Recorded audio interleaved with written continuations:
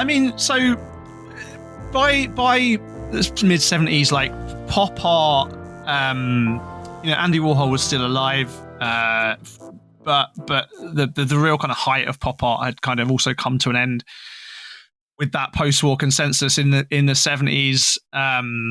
Like the kind of shiny kind of capitalist critique of that period of American art was over, and things were getting darker. I mean, there's a really interesting link, I think, between the visual culture of the punk scenes more generally and like the rise of surrealism as a topic of art historical study.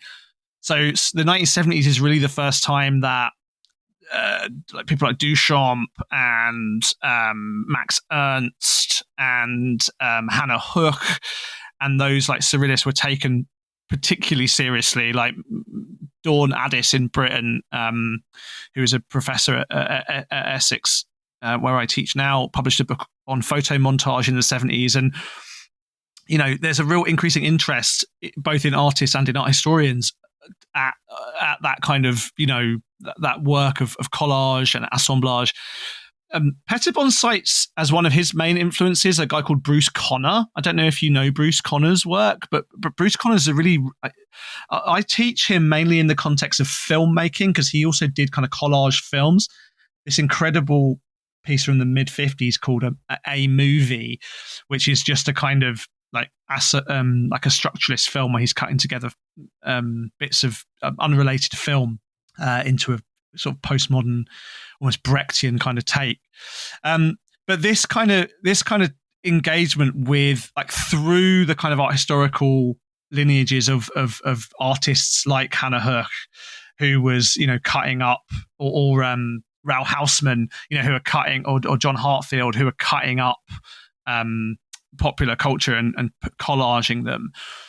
I think like it's really clear that is in the air in the 70s in the art culture, and it's the kind of thing that Pettibon, he isn't doing collage so much, but he is kind of taking a kind of surrealist, kind of Brechtian distance take on the kind of things that, say, Roy Lichtenstein had been doing 10, 20 years earlier, right? Well, I think as well, an interesting point of is that most of like the original kind of wave of punks in the UK, particularly in London, they were all art students as well. So they were like, of course, consuming and critiquing this stuff. So they were engaging with this kind of examination of surrealist thought. And like, read any book by someone who was a punk between about like 1975 and 85, and I guarantee there's at least 50 mentions of Dadaism in it.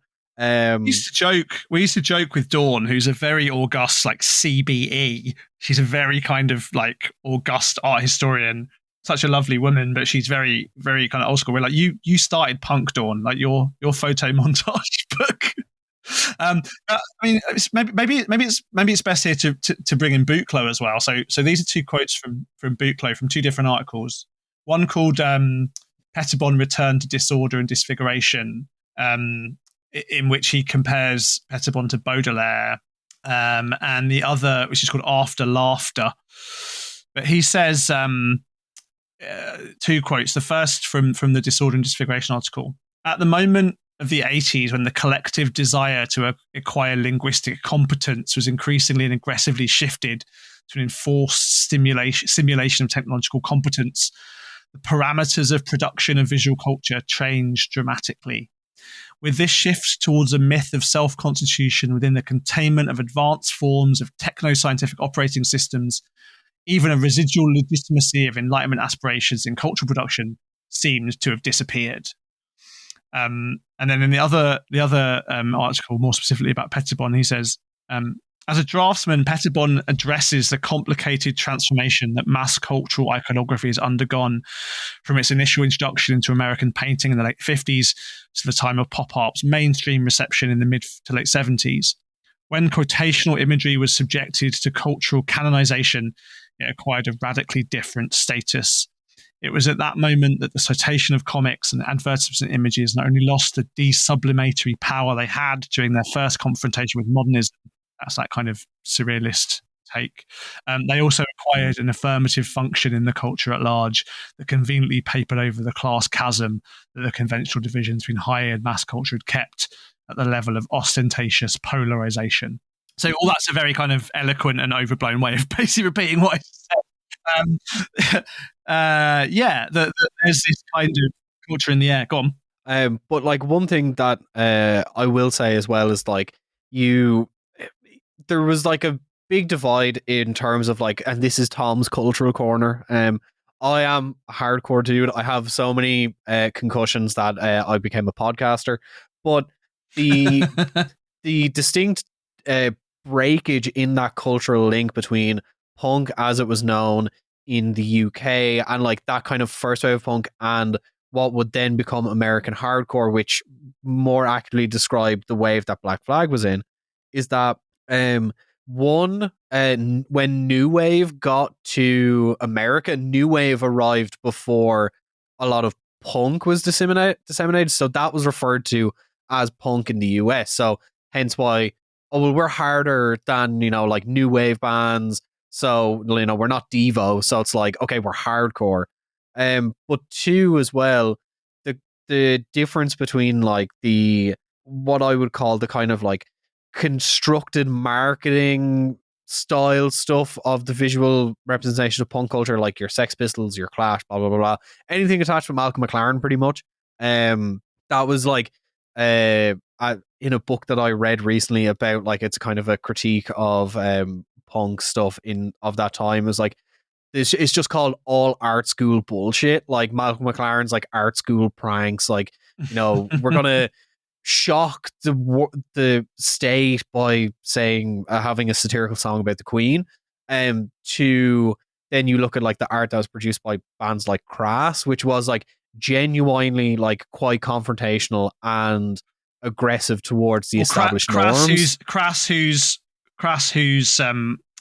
who also featured an artist as part of their collective G Vulture, who was massively influenced by John Hartfield as well, and John Hartfield, obviously, images were used for the cover of Crass Records.